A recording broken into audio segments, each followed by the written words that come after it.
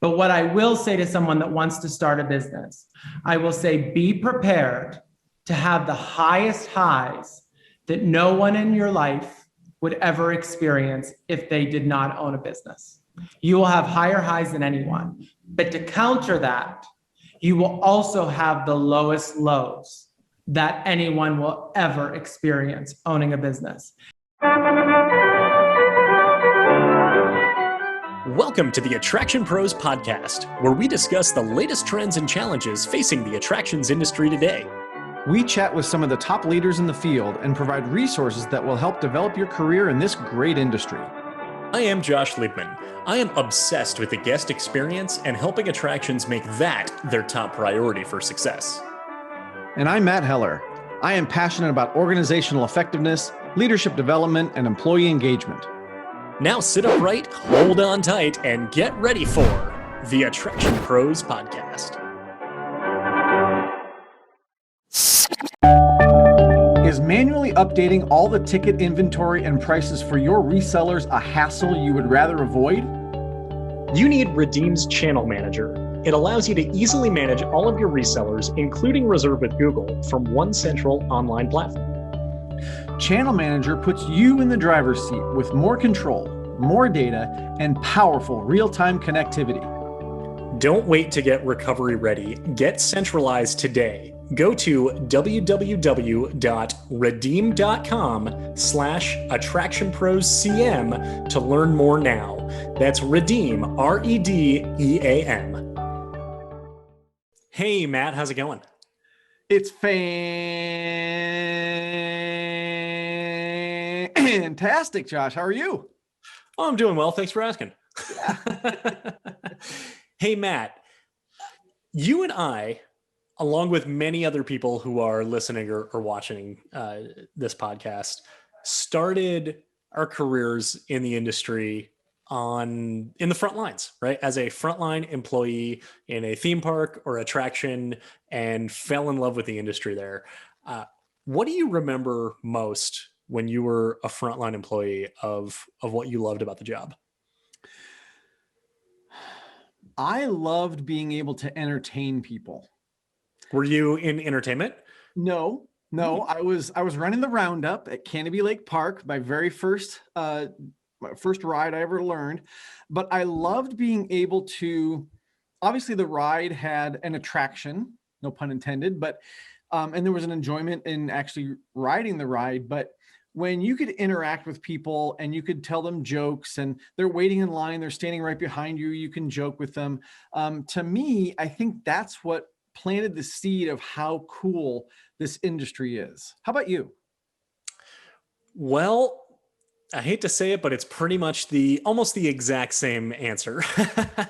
and in particular, I was a ride operator, and I remember working in the unload station at Millennium Force. I spent 2 summers at that ride, and particularly having the microphone. Actually, I can hold the actual microphone and saying, "Welcome back, riders. How was that ride?" And using my spieler voice. I think if you go back to the early days of the AttractionPros podcast, you've heard my load station Millennium Force spiel from 15 plus years ago. And you're right. You said entertaining. And I think that that's a really important piece to recognize, is that when you're hiring people to operate rides or concessions or retail or games or custodial or anything that is front of house and guest facing, you are in some capacity hiring entertainment. And I don't think that is always recognized by those who are doing the hiring, because they're looking to fill a need for seasonal employees, for frontline employees. And it's more so a question of, can you do the job and check the boxes, versus are you a performer? Are you entertaining? And I think that leads in really nicely with the guest that we have on the podcast today. We have Ryan Stana. We're so excited to have him on the podcast today. He is the CEO of RWS Entertainment and RWS Staffing and Binder Casting. He's got lots of hats that he wears in this one role that he's in. But, he talks about something, a way that his company has pivoted here in 2021, and actually started in 2020, where instead of casting for shows, they're casting for frontline positions. Frontline positions in parks, like you said, rides, concessions, retail, but they're using entertainers, people that may not have gotten a position or a role with them in an entertainment production, and they're putting them into the roles of these frontline employees. And he says it's just exploding. And so what I think is really interesting is when you think back to our first experiences, that was probably something that was within us, right? We saw the opportunity. We said, hey, we can kind of have some fun with this. I know personally, I was not trained on how to entertain the guests. I was trained on how to run the ride and run it safely, no doubt about it. But the other stuff just kind of came naturally. And I think when you find the people that have that sort of natural entertainer bent to them, you really hit a sweet spot in people that can work in themed entertainment. And what I think Ryan is doing, which is so cool, is he's taking those people that already have that entertainment outlook and quality and putting them into those roles. And, I totally hear what you're saying about, sometimes people are filling roles, they're filling ride operator roles, right? They're filling retail roles. And we may not be thinking about the entertainment value because we feel like we just have to hire a body. We just have to have somebody up there that can run it safely. But when you think about something that Ryan talks about, which is return on experience, you really see how important those frontline employees are and how they can really enhance the guest experience, which is obviously something you talk a whole heck of a lot about. Well, but also, what are your guests paying for? They're paying to be entertained in some capacity. And yeah, you've got the machinery that is built to do that, your rides, your attractions. And then there's the human component of it, which cannot be lost in any way. And I think this is just such an amazing interview with Ryan. A great story about entrepreneurship too, going from starting the business at 22 in his living room in New York with 2 other roommates to then having a 56,000 square foot facility where they train tens of thousands of performers, all the time for shows in a wide variety across the world, and in resorts, in theme parks, in cruise ships, in stage performances, in traveling tours. And I think this is just going to be such an exciting interview that we should get to right here with Ryan Stana.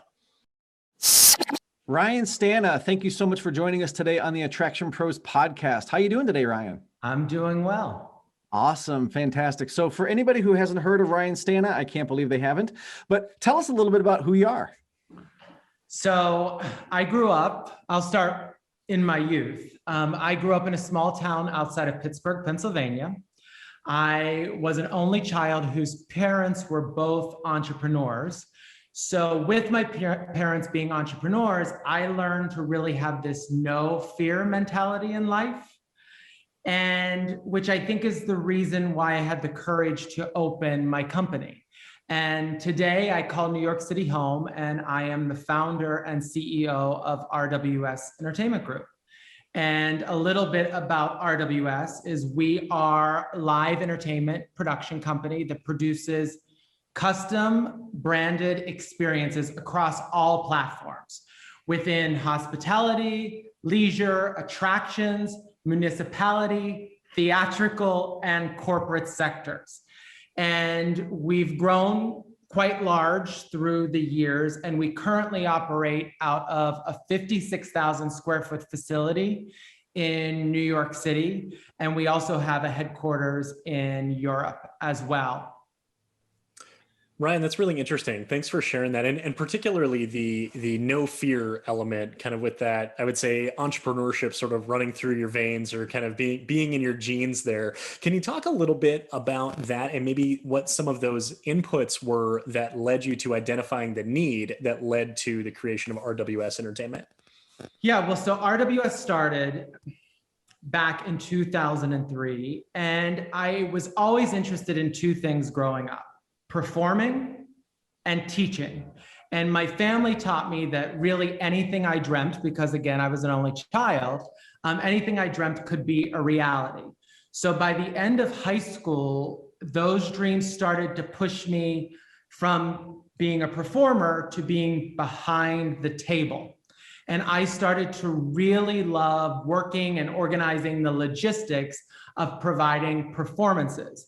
And there was an entertainment company in Pittsburgh back in the day that hired me to write and choreograph corporate industrials when I was 17 years old. So it was such a great learning experience. They must have been crazy, but I've always been so thankful that they put that trust in me, because I learned a lot on how to run a business at a young age. So then I finished college, moved to New York, and I started to work as an associate producer for a corporate entertainment firm in New York City. And I was making literally $600 a week. And the creativity that they were portraying was incredible. But they were bringing in, say, $40,000 for an event and spending $80,000. And I was thinking, this is not adding up, and I am destined for failure here. But I had such respect for this company's creativity. So I kept trying to push through by giving them some advice on how to lower budget spend. And then finally, I just gave up. And I called my parents one day and I was like, Mom, Dad, I hate working here. And they said, hey, Ryan, why don't you start your own business? And I was like, that's a great idea. So I literally walked in that morning. And again, I had no non-compete signed, which anyone out there starting a business, do your non-competes. I had no non-compete signed. And I walked in and said, I'm leaving the company, packed up my bag, walked home, walked into my apartment, which I had two roommates at the time, Colby and Barry. And I said, hey guys, tomorrow I'm opening a company in my living room. And they were like, okay, man, sure. And I was like, listen, but I'm going to transfer this number here that will be the business number. So people think we're a busy office already. You're going to have to answer the phone to make it sound like other people work there. And I'll deduct money from your utility bill to make sure you're being paid for your time. So that night, back in the day, you remember like proposals, how you would have to like print proposal paper, bind it. So I went to Staples down the street, bought my proposal paper, everything. And the next day I sent out an email to all the different clients I worked for since I was 17, saying, hey, I no longer work at this company, but I now work for RWS Entertainment Group, because I thought, I'm not going to say I own it, because who was going to trust a 22-year-old to run a business? And that's how RWS Entertainment Group began. That is an amazing story. I love that. That was awesome.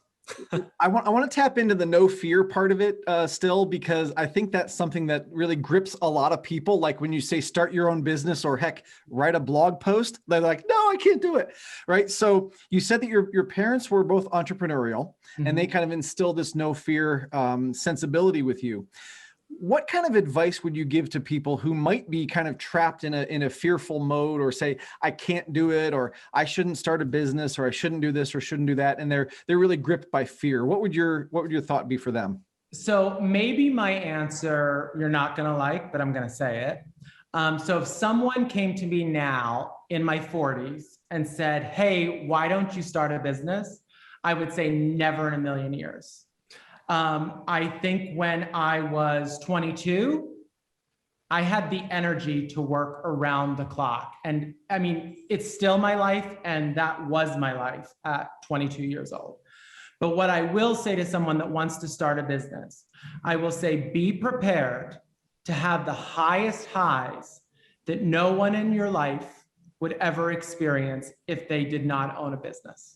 You will have higher highs than anyone. But to counter that, you will also have the lowest lows that anyone will ever experience owning a business. And in addition, people will always say, well, I'm going to open my own business, and that means I'm not going to work so much. And if you have that thought, do not get into business. Because I still, to this day, my drive every day is this business. I love it. And I literally can't sleep at night, not because of being scared, because of being so excited to go into the office the next day. And that hasn't left me in 18 years at this company. And I think if you have that passion and that drive to do something like that, then you're doing the right thing. That's amazing. Thank you for sharing that. These highest highs and the lowest lows, is just such an important thing to consider, because there is this kind of false reality, almost this facade of people saying like, oh, look at this person, they own their own business and they're their own boss, and they're lounging on the beach whenever they want to, versus what actually is happening behind the scenes of what might not necessarily go into the public arena. So thank you for sharing that. When we talk about, I would say those ebbs and flows, you started the company in 2003. So you've been able to see a number of different economic climates, the recession in 08, 09, and then the boom that came in the 2010s. And then of course we, can't avoid talking about what happened in 2020 and with COVID. Can you talk a little bit about how you were able to pivot your business model a little bit to weather the storm of 2020? Sure. So first I'm going to go back to 08 in that time. In 08, it was actually the largest growth in our business ever, because at that point, people were trying to consolidate. So where theme parks and attractions were hiring producers to produce their show product, they used to go into one theater and say, hey, we're going to hire a producer for this one theater. We're going to hire a cast for this one theater. And then we're also going to purchase IP to do the show. So whether it's a famous cartoon character, a famous television station, to develop into a show. Well, at that point, RWS started representing all the major brands. So for one paycheck, you could get a Barbie show, you could get the full scenic and production and the payroll for the cast for an entire year by paying us one check. So we grew, I feel like it was like 220% in 1 year's time, just by offering those package deals. So one cast of 8 people did 6 different productions in the park of different themes. So all the parks loved it. And in addition, the liability was off the park's shoulders for having that talent. So that was a big change. And from there, we've grown every year immensely. And right now we're 110 full-time staff across the world. And prior to the pandemic, we were hiring 4,500 performers and technicians a year. So now let's talk about, Josh, how you ask about the pandemic. So in Q4 of 2019, our European headquarters opened. Well, we decided on March 12th, 2020, March 12th was going to be our grand opening celebration for the London headquarters. So I woke up the morning of March 12th at 6 a.m. to essentially a disaster of having people all over the world in entertainment and trying to make people feel safe. And from that 6 a.m. in the morning till 6 p.m. before our party, we lost about $30 million in business. And when that was happening, I was like in complete shock, and my leadership team was with me. And at that point, I thought, I want to really go back to my hotel room and like cover my head and not come out. But at that point, there was this surge of energy that wasn't about just producing product. It was truly about focusing on the positivity of being a leader and a CEO. And that's what I am paid to do. And it was this drive that came over me that gave me the same excitement, essentially, as producing product. And I had four focuses during that pandemic when it hit. It was 1, making sure our employee safety was first at all times. 2, making sure I overly communicated to our employees and to our clients. Because if you think you're over communicating, you should communicate more, especially during a crisis like that. And also being innovative and lead with strong action items. So those were the 4 things that I made literally a sticky note every day and put it on my computer screen to make sure I was making sure I was safe. I was making sure I communicated. I was making sure I innovated, and I made sure I led with action items with strong directives, because anything in the gray during that time, people were not clinging to. They wanted black or white. And so that was sort of how the pandemic hit. It has been like anything I've ever experienced to date. And when I say the lowest lows, it was a low time, and quite literally a roller coaster, but we're persevering every single day. My company has been able to safely come back to live entertainment, and we've been operating live show products since last June. And I'm very proud of that. So additionally, we've been able to explore areas within the industry that needed support due to the changes brought on from COVID-19, which I don't know if you've heard about, but RWS staffing is a great example of this on really helping the amusement industry during a time of need. Yeah, Ryan, I'm glad you brought up RWS staffing, because that's something that caught my eye a little bit ago, and really, I've been wanting to have you on the podcast for a long time, but that was something that really gave me the spark to reach out. So I'd love if you could talk a little bit more about that, because that's what I thought of when you started talking about innovating, right? And how that could help propel you forward, especially during a time of crisis. So the floor is yours. Tell us all about it. So RWS staffing. So again, everything about working for RWS as a performer or a technician is about trajectory and a path to success.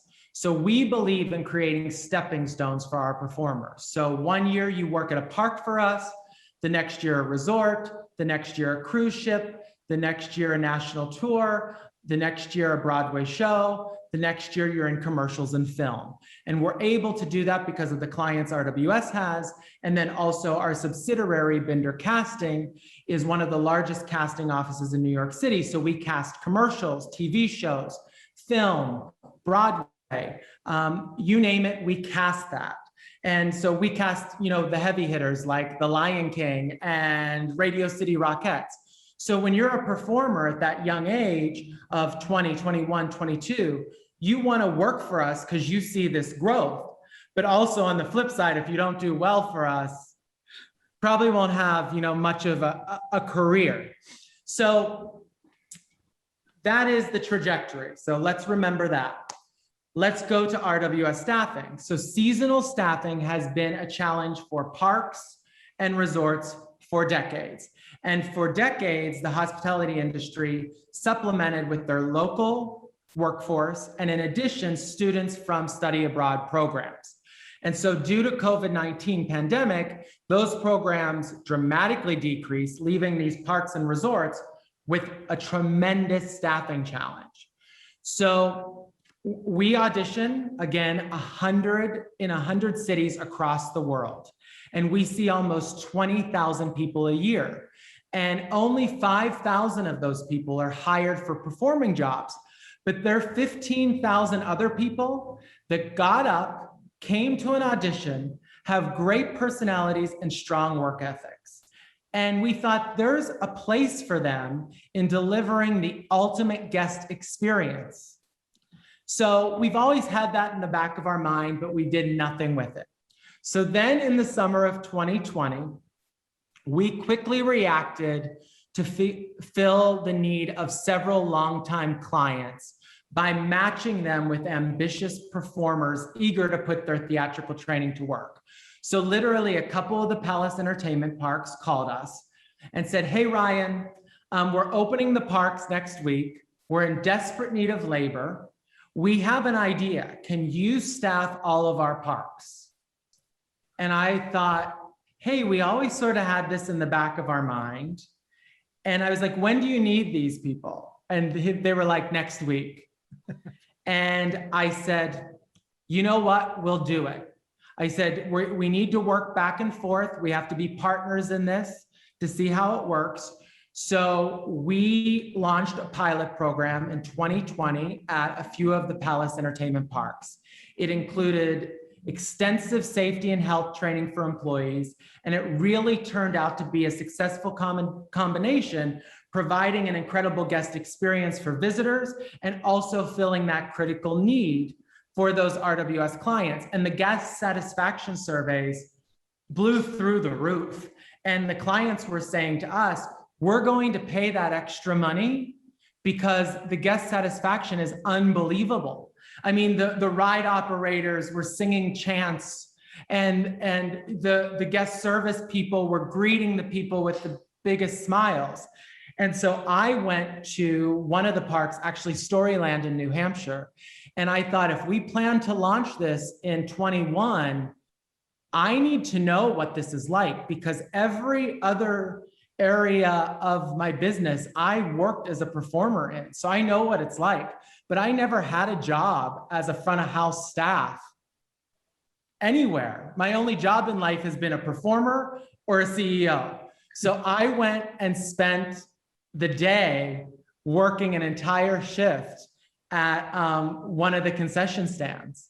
And I learned a lot to be able to really shape this program as a CEO. And it was like truly like undercover boss. The staff members working there, they were 16-year-olds. They had no idea. And I was trying to help them they were talking about saving their money. And I was giving them advice on saving their money.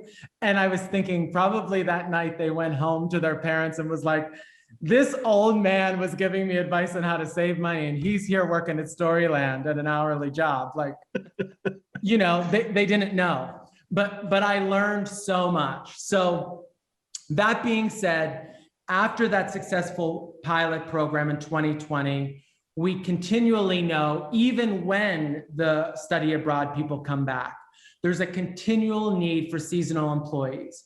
So we expanded the program, opened it into the hospitality businesses across the country, and it has been a huge success.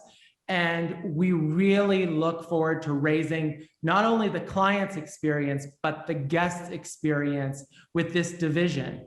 And I don't want people to think about, and when clients are reaching out to us, I said, we are not just providing a body.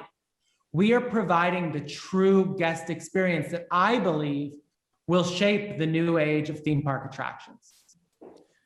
Ryan, I think that's so cool. And to see really how you were able to, I guess, make that pivot in 2020 and be able to leverage this pool of incredible talent beyond just the roles that you were normally looking to fill. And I think it's amazing to see, how well it worked out, both for the clients, for the staff, and also for the guests as well.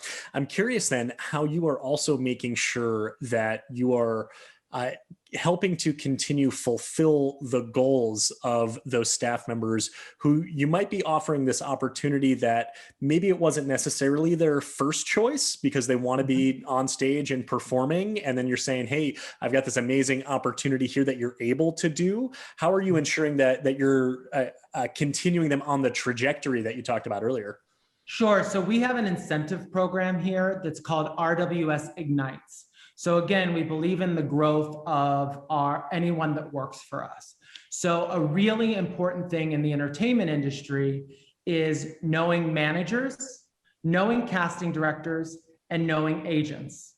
Well, we are very connected to those three sectors of the business. So we set up goals for our staff and our employees throughout the season when they work for us, that if they reach those goals, they then get to be part of RWS Ignites. So after they finish a season with us, the top performers of our season across essentially the world, because you have to remember, I have people in resorts across the world, cruise lines across the world, and theme parks across the world. Anyone that completes a strong season with us, they then get a private audition for an agent, in-person audition for an agent, which is like winning the lottery for an actor. So that is how we set that trajectory so they can really have something to look forward to. But again, if they don't follow that trajectory, then we're not interested in them continuing with RWS. So Ryan, first of all, is there any footage of you working at Storyland?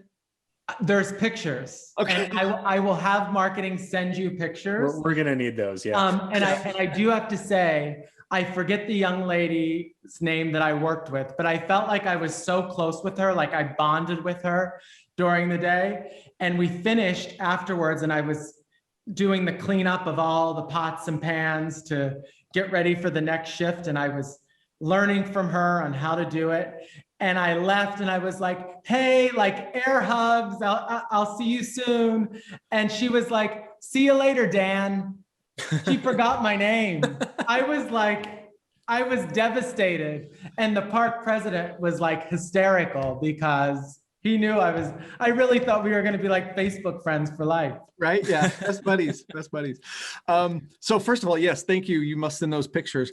One of the things I'm curious about from a theme park perspective and a staffing perspective is that a lot of times it's really valuable to have people come back year after year after year, to create bench strength and to make sure that they really know the product. So is that kind of worked into your plan at all? Or is this kind of a 1 year and then, hopefully you move on to something else? Yeah. I mean, we want them to move on to something else. That is our goal. We never want, and I think where our success is, if you go and work for a theme park company as a performer, you're really going to stay with that theme park company. Working for RWS, they see like, oh, I can do a season at a park. I can go on a ship. I can then go and audition for a Broadway show. So we want them to see that trajectory. We want that growth. But from having that growth, we see a lot of work for us for the summer, then go on a cruise ship with us, and then they have 3 months off and they come back and work at the park again. So it started sort of this cycle for a lot of people because we can only keep people out at sea for 6 months.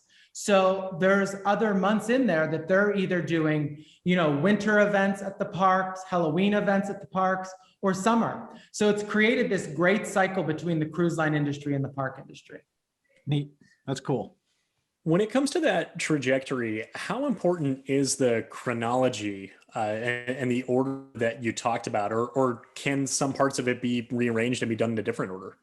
Yeah, I would say between RWS staffing, theme park performer, resort performer, and cruise line performer, that is sort of intermingled.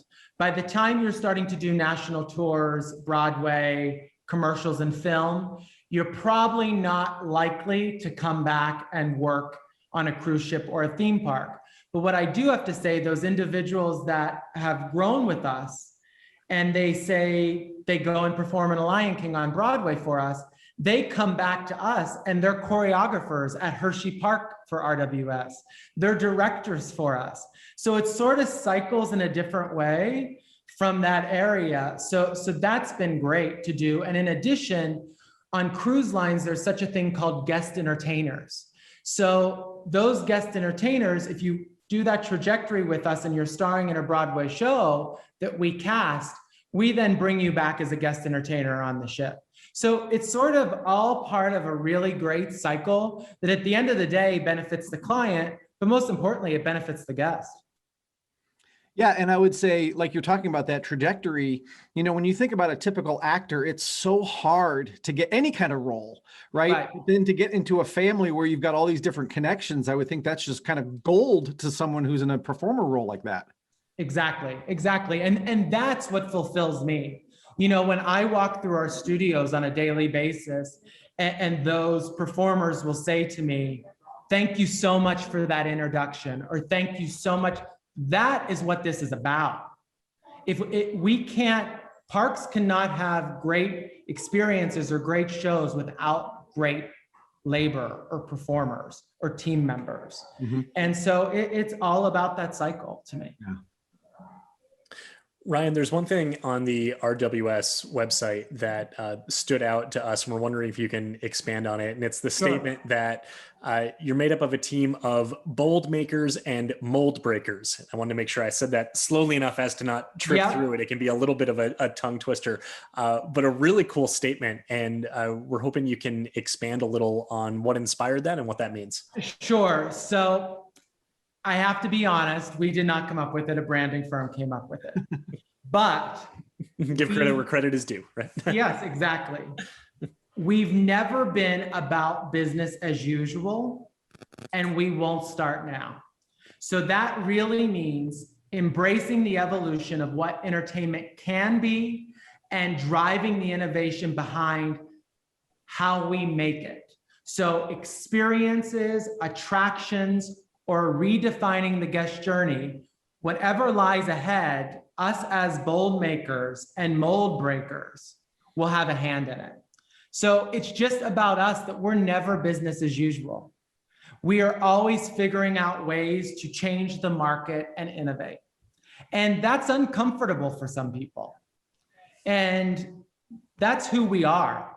And I will always say to a potential client, if you want to bring us on and expect us to deliver a product, stay quiet, and not care about its success, don't hire us, because our goal is to be there and create the main attraction. That is our goal, and we're going to make sure your marketing team's involved, your F&B team's involved, your entertainment team, and management to the highest degrees involved. And if they're not, then don't look for it to be successful. You do all those things when you launch a roller coaster. So you need to do all those things when you launch an experience product. And that's sort of how we start to figure out who we want to work with. I would also imagine, Ryan, that statement is great for recruiting new people into RWS. Like you've got to understand that we're not going to do business as usual. So can you kind of walk us through how that helps with recruiting as well?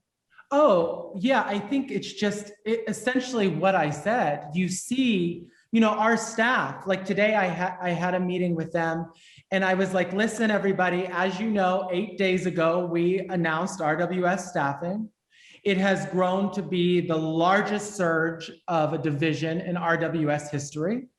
I need all of you to be on board. I need all of you to have this vision that we are not just supplying labor, we are supplying theatrical talent. And I need you to have that vision. And I think that is who the bold makers and mold breakers are, because they're being pushed to get outside of their comfort zone. So imagine today on a call, if you were a casting director for me on The Lion King, and I'm now saying to you, you now have to help us in supplying these staff members to work at theme parks. That's a shock to your system. But again, I will always reiterate to them, you are a bold maker and you are a mold breaker. So get out and break that mold today, everybody. And that was literally on a staff meeting today at 11 a.m. So it runs in our blood. And that's how we find our people. And that's how people in culture vet who comes to work here. Yeah. No, that's really interesting. And in addition to RWS staffing, we also want to talk about Binder Casting too, and that you acquired that in 2016. So can you tell us a little bit about how that came about and how that fit in with RWS and what that's done for you? Yeah, so again, when we purchased Binder in 2016, and it still is one of the leading casting offices in New York City. Our office has cast over 150 Broadway, off-Broadway, and national touring productions all over the world. So we have Beauty and the Beast in Shanghai, a Chorus Line in Spain. We have Lion King in multiple countries. So full trajectory. In addition to those national and international projects, we do on-camera commercials, we do voiceovers, and we do print projects. So from the Radio City Rockettes to commercials that range from McDonald's to Audi, we have a hand in all of that. And the acquisition was the first step in a long-term strategic plan for RWS to expand with an arm in commercial theater producing and development. So if you ever visit RWS Studios and RWS Entertainment Group in New York City, you almost walk into a movie studio. There are wardrobe facilities, video design facilities, props being built, rehearsal studios, cirque studios. We're literally a one-stop shop. So because we're that one-stop shop, we can develop Broadway shows at a lower cost. So that is why we purchased Binder. But in addition, we are now providing that performer trajectory that we talked so much about today, because everyone wants to work towards success. Everyone wants to be a star, and everyone wants to have a goal. And that trajectory allows that to happen. And that was really our move in purchasing Binder Casting. And speaking of pivot, another proud moment for that office was directly after the pandemic hit. If you watched any of the Match.com commercials, we cast all those Match.com commercials, which are the first commercials ever filmed with people's iPhones at home. So we were casting the actors to not only make sure they looked great, but their homes looked great as well, because they filmed their own commercial. So that's just ways in how all this comes together. Yeah, that is really, really neat. I'd like to switch gears just for a little bit and talk specifically about, writing and producing a show for a theme park or a cruise ship and that kind of thing, and obviously there's a lot of different options out there for people, which tells us that people find different things entertaining. So I'm curious how you approach writing a show that will hit all the right notes, quote unquote, so that people are entertained, people are, they're moved in some way. Like, can you kind of walk us through that entertainment, creative process a little bit? Sure. So first of all, our process, again, is working very hand in hand, not only with the entertainment department, but the marketing department and also food and beverage, because now we should be creating an experience that helps promote F&B sales as well. So I always believe that beginning meeting should be with all three parties. Then we go through the standard process of scripting and doing the music composition and whatnot. But one process we have that no one does across the industry is we do what's called a workshop process. So after the script and music is complete, we present the entire show in our studios to our client. So they see it before we even build the costumes, build the scenery, hire the performers. They see it with our rehearsal performers doing a workshop presentation. So any show at the large parks that you see at Cedar Fair or Hershey Park, we develop that show through a workshop process. Because at the end of the day, it saves them a lot of money, because what's worse than the day before opening the attraction and the park president saying, oh my goodness, this scenic is terrible, these costumes are hideous. Well, now they get to see everything in front of them way ahead of time. So that's something that differs. But really, our storytelling approach to creating an experience must answer always two important questions for us. One, what are the emotional souvenirs that the guests are going to leave with? And what is the return on experience? While most companies measure success on return on investment, of course, they will find themselves really missing the mark, because if the story that we're telling and the return on experience is successful, your return on investment will naturally follow and exceed expectations, because that emotional souvenir that the guests leave with, that's everything. Because they'll always say, wow, I remember that moment at Hershey Park, or I remember that moment at Busch Gardens. And that's what it's about. And that will make them go there and continue to spend more money. Yeah. That phrase return on experience, I've heard that popping up more and more these days, and wondering if you can expand a little bit on what that really entails, particularly as it relates to an entertainment product. Yeah, you want to return and see that experience again. And it's all about FOMO, the fear of missing out. And so we want to create experiences that people see on the media and say, I want to go there, or I'm upset that I'm not with my friends today. And then they go back and then they want to come back again. And a small little thing with that is when we do shows, after the shows, having our performers meet and greet with the guests and say, thank you so much for coming. That interaction is what makes them return and what makes them purchase another thing of cotton candy in the seat, another thing of lemonade, and also leaving saying, oh my gosh, I want that souvenir that looks exactly like the dress that that girl's wearing on stage.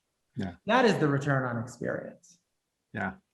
You know, and Ryan, in talking to you, it's easy to see why you and your company are an award-winning entity. Looks like you've gotten an Emmy, a brass ring, a golden ticket. So of those three specifically, which one means the most?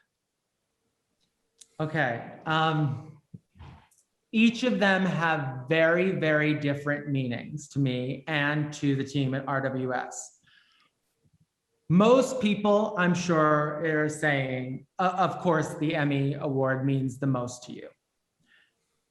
That is not the case. I would say the Golden Ticket Award and the first Brass Ring Award we won mean the most to me. So the Brass Ring, the first one we won was for a main stage show we produced at Stana's Village in Jefferson, New Hampshire. And if you've never been there, I highly suggest going because it's one of the most beautiful parks in the world.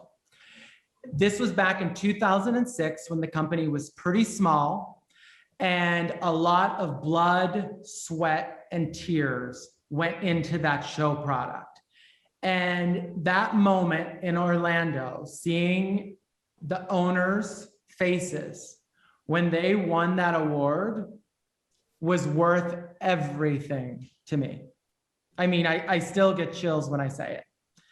Second, the Golden Ticket Awards, we were the first entertainment firm ever to win Supplier of the Year because of our nighttime show product at Cedar Point.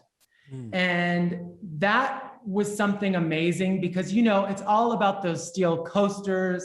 It's all about the rides. And to see us get that recognition was so fulfilling to me and to my team.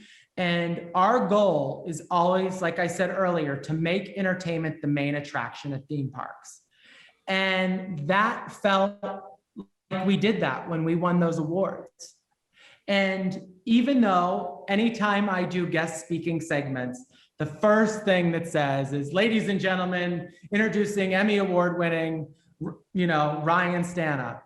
I want someday, and it's my drive in this industry, to make sure that the Brass Ring Awards and the Golden Ticket Awards get that same prestigious introduction. And that's what drives me. And I have to say, like, small things.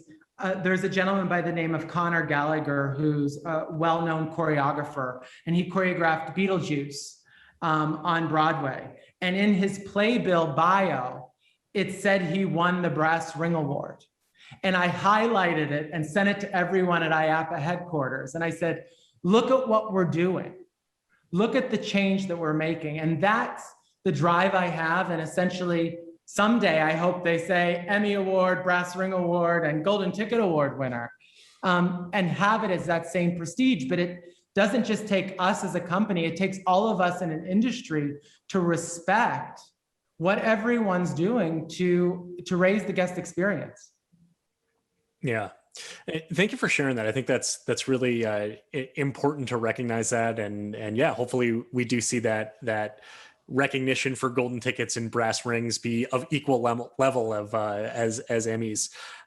When you say that there was that blood, sweat, and tears that went into that show at Stana's Village in New Hampshire, what were some of those inputs there? If you could, kind of deconstruct that award and what went into winning that award, what was it that made it?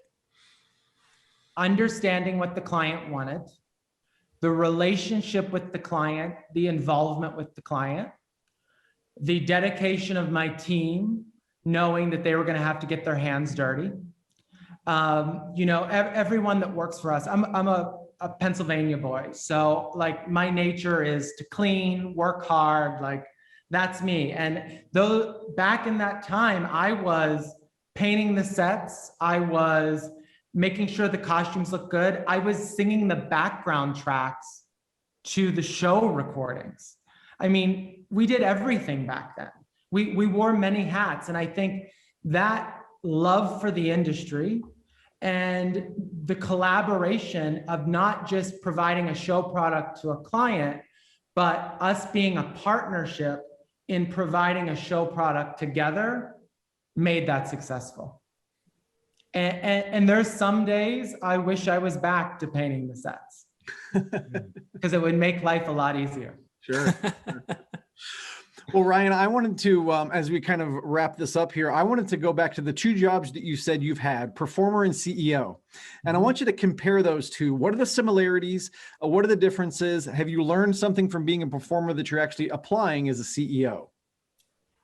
Well, curveballs. I mean, working on stage, you have to deal with curveballs of things not going right, and that's your life as a CEO. But I think as a performer and as a CEO, you come to realize that you are on stage and you are visible by everybody. And what you say means everything, and how you act means everything. And that's something that anytime we have promotions within the company or whatnot, and people get to a higher level, I always say to them, how you are perceived and how you perform is everything. And that is what you learn being a performer, and that's what you have to do being a CEO. And I put on my performing chops really well during this pandemic, because there were days, again, that I wanted to crawl into a hole. But I thought, no, this is my job. This is my role that I've taken on. And now I have to perform it. I think that's really interesting, and it reminds me. I read the book The Experience Economy. Last summer. I think they had just re-released like the 20-year edition, like right before the pandemic hit. So it doesn't cover anything in that, but there's this whole chapter on work as theater. And, the example that you gave of being the CEO, that you are a performer, and the importance of having that performer background and being able to, whether it's deliver a message, lead a team, communicate certain concepts, that it's all so intertwined. What about your third job of working one day in a concession? What were some of the things that maybe you learned from that, or that surprised you, that you were able to take with you after that day? First of all, I will never order a milkshake again at a theme park, because the work I went through making milkshakes, and also that hand squeezed lemonade, never again, never again. By the end of the day, I was telling people, like, they would come up to the counter and be like, I would like 6 milkshakes and 3 lemonades. And literally one customer, I said, listen, if you do not order the lemonade or the milkshakes, I'll pay for whatever you want on the menu. And I literally took out my credit card, and I mean, they took me to the cleaner. They bought about $150 worth of food. And then you turn to the girl next to you and tell her how to save money. Oh yeah, well, she was probably this full, but so one, no hand squeezed lemonade, no milkshake.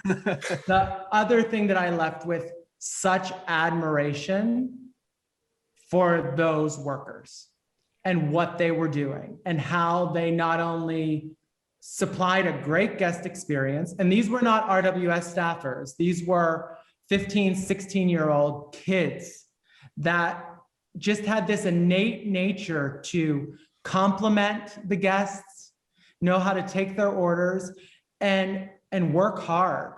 And I left that day and went to dinner that night, and the next morning I woke up, and I said to my husband, I was in the hotel, I was really sore, like my entire body was sore.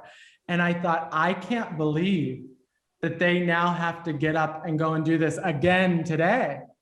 And I left with such admiration, but that's where the spark of the love for the industry comes in. And that's what I learned, being my one-day job. Yeah. That's awesome. That's awesome. So if you could go back and work another job, what would it be? At a theme park. At a theme park? Yeah. Oh, that's a good one. Probably, I would want to be a head of marketing or head of entertainment. In that way, I also wouldn't mind being a park president or a general manager. Seems I like wouldn't either. Yeah. right? Yeah. Yeah. Either or, but Yeah. those are the jobs that I cling on to when I go to the park, that I love seeing what they're doing. Excellent. Excellent. Well, Ryan, this has been a fabulous interview and conversation. So thank you so much for your time. If people wanted to find out more about you or RWS Entertainment, where would you send them? So experiencerws.com, that you can go to and learn about all the offerings that we give for parks, resorts, and cruise lines throughout the world. And you can go to bindercasting.com to learn about the casting services we provide as well. So enjoy that. And you can check me out, check the company out on LinkedIn, on Facebook, on Instagram. We're there. So follow along. Excellent. Well, Ryan, thank you so much for your time today. We really appreciate the opportunity to chat with you. And to everyone who is out there watching and listening, just remember, we are all Attraction Pros. Thanks for listening to the Attraction Pros podcast. Make sure to subscribe so you can tune in when new episodes release. And even better, please leave us a review on iTunes. For more information, visit AttractionPros.com.